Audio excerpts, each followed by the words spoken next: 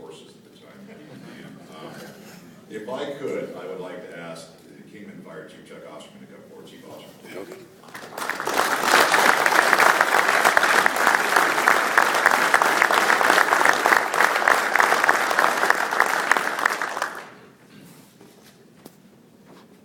Chief Osterman, he has honestly an extensive career. He served 18 years as the fire chief in Kingman so far. You're still going, I believe, for I know in my own personal talks with Chief Osterman, he's had times where he's been the acting city manager that'll step up and do a variety of roles in the community, in the city.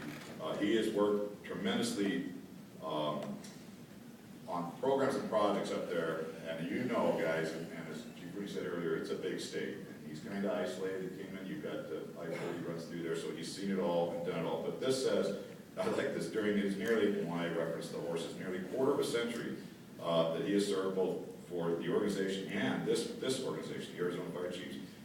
He has led his department through a variety of changes and improvements. He has served as a mentor to the new members. He's consulted. He's done all the things that you would expect a leader to do. He's constantly and consistently worked to improve the safety of his community and his state in a quiet, competent manner. He's never sought individual recognition for those efforts, but instead has served behind the scenes with dedication, seeing the job through, and without regard for getting any credit. It's truly an honor for us to recognize you, Chief Osterman. I have to say, from the association standpoint, when I was just coming into this, you were one of the mentors that helped bring me in, develop us. I know all of us can speak to that. And I can't say again that you echo those words. You have always done that without seeking out any recognition. Truly, I mean that sincerely. And just served the fire service in Arizona so well over the years. So thank you for your service.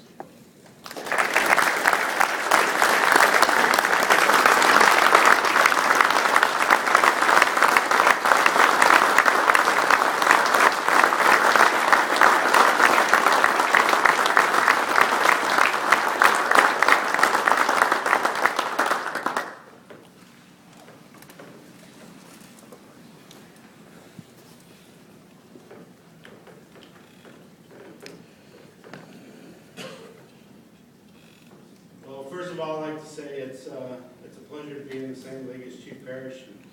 We started in the fire service in the same year and have gone through some of the same trials and tribulations. Some of the mentors that I had are in the room, and to receive this excuse me, Lifetime Achievement Award named after one of my mentors, Bob Weber. He was the fire chief in Lake Havasu for many years.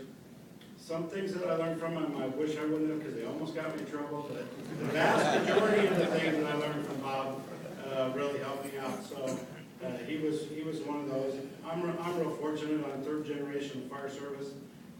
My dad was going to come down, but he couldn't make it. So he's 85, and he did almost 40 years in the fire service and retired as assistant chief. And I had a lot of great uncles that were in the fire service. So I was blessed to have all that. I couldn't have done it without my staff. I'm real fortunate. Joe Dorner's here. Doug Bradley is also my fire marshal and the other assistant chief. Since I've been chief of the department, they both had those jobs. So we've been a team for the last 18 years. And I can't tell you what that means to me. It just works like clockwork. And so I really appreciate them.